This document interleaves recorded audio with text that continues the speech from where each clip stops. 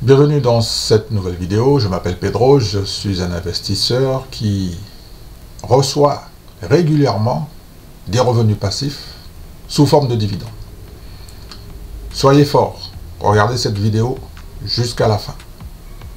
Abonnez-vous si ce n'est pas encore fait.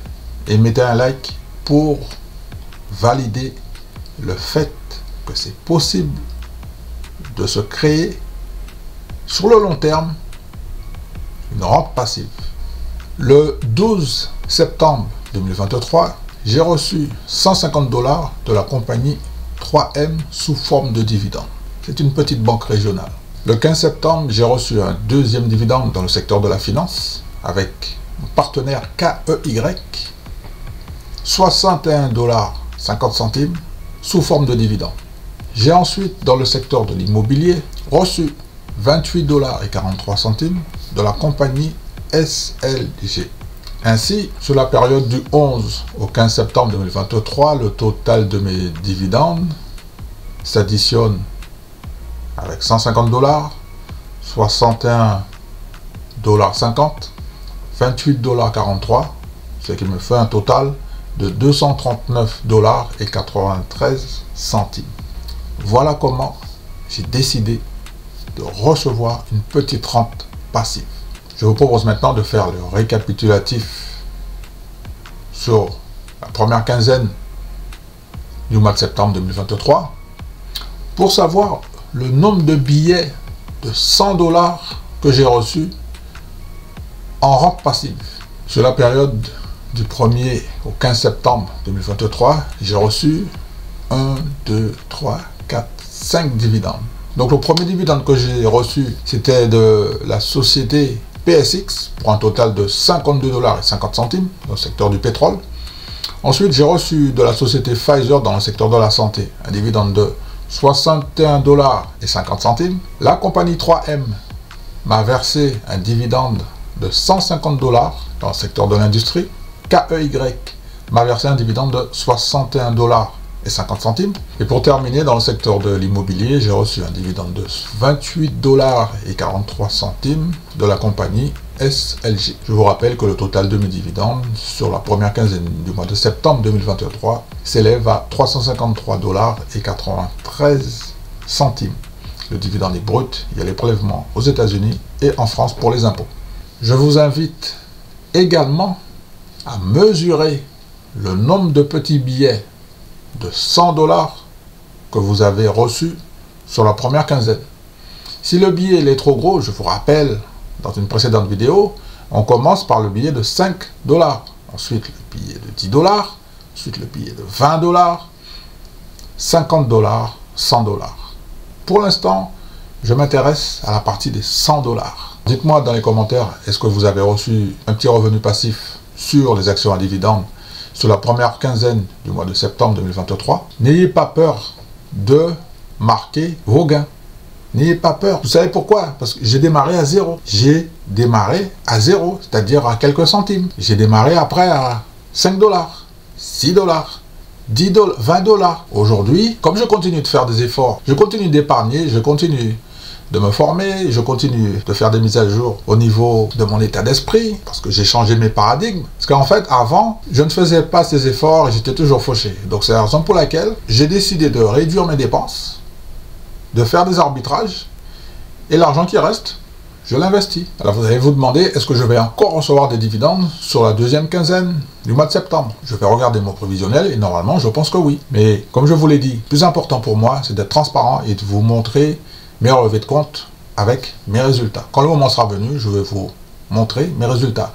Mais pour pouvoir voir mes résultats, je vous invite fortement à vous abonner. Comme ça, vous allez voir l'évolution semaine après semaine pour savoir le nombre de dividendes que je vais encore recevoir. Dans ma vidéo précédente, je vous avais préparé une petite sélection de titres pour la semaine prochaine. Vendredi, je vous ai partagé cette petite vidéo pour vous faire savoir que c'est possible de se préparer une petite rente. Je vous ai déjà fait la présentation de toutes les sociétés avec les dates de détachement du dividende et les dates de paiement. Je vais maintenant vous montrer un document personnel. Alors je voudrais remercier toutes les personnes qui sont arrivées jusqu'ici. Vous êtes très très forts, vous pouvez vous féliciter. Bravo.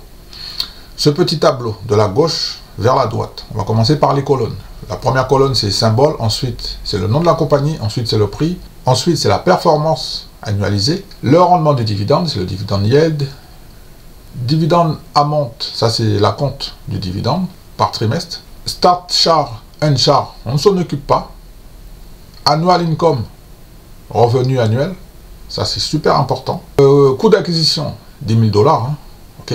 Total dividende, c'est sur la période de 10 ans. Imaginons, comme vous l'avez vu, 3M, je viens de vous montrer mes résultats, je reçois 150 $ par trimestre, donc annuel 600 $. Si je garde ma position pendant 10 ans, je vais recevoir 6 000 $ de revenus passifs. Ensuite, j'ai fait un classement. Le numéro 1, c'est SNV.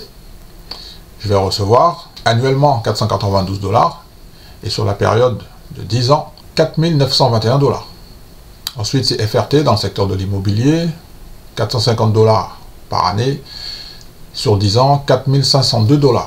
Portland General Electric dans le secteur Utilities, super boîte. Dividende annuel, 425 $. Coût d'acquisition, 10 000 $. Hein. Et retour sur investissement sur une période de 10 ans, 4 257 $.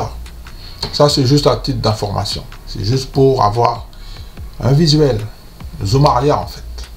Parce que des fois, il y a des investisseurs qui ne font pas ce genre de calcul. Moi, je suis un stratège et j'aime bien prendre le temps nécessaire pour prendre les meilleures décisions possibles. Je continue. NJR, si on investit 10 000 $ par année, on va recevoir 368 $. Et sur 10 ans, 3 682 $. Ensuite, il y a OMC qui nous paye 364 $ par année en investissant 10 000 $. On garde la position pendant 10 ans, 3 648 $. Medtronic, ça paye 339 $ par année. Et sur 10 ans, en investissant 10 000 $, on a un retour sur investissement de 3 399 $. On termine avec AVGO, qui peut induire en erreur certains investisseurs, parce que eux, en fait, ils voient 4,60 $ de dividendes par trimestre. Sur une période de 10 ans, c'est lui qui est le moins rentable au niveau de la performance et au niveau du retour sur investissement. Pourquoi? Parce que il nous paye 200 $ par année. En investissant 10 000 $, on a un retour sur investissement sur une période de 5 ans de 2114 $. Pour l'instant, le numéro 1, c'est 3M. Par rapport à la liste que je vous ai donnée sur la semaine prochaine, le top 3 des meilleurs retours investissement, SNV, c'est le ticker, qui nous paye 492 $ par année. Et si on garde la position pendant 10 ans, on aura 4 921 $. Le numéro 2, c'est FRT, 450 $ par année. Retour sur investissement sur 10 ans, 4 502 $. Portland Utility, dans le secteur de l'électricité, dividende annuel 425 $. Retour sur investissement en gardant la position sur une dizaine d'années, 4 257 $. Je m'arrête ici. Si ça vous intéresse de descendre plus bas, libre à vous. Peut-être que vous avez déjà des positions, dites-le moi en commentaire. Mon objectif, c'est de vous donner le maximum de valeur. C'est la raison pour laquelle je vous félicite d'avoir fait les efforts pour regarder cette vidéo jusqu'à maintenant. Et je pense que ça mérite un petit like.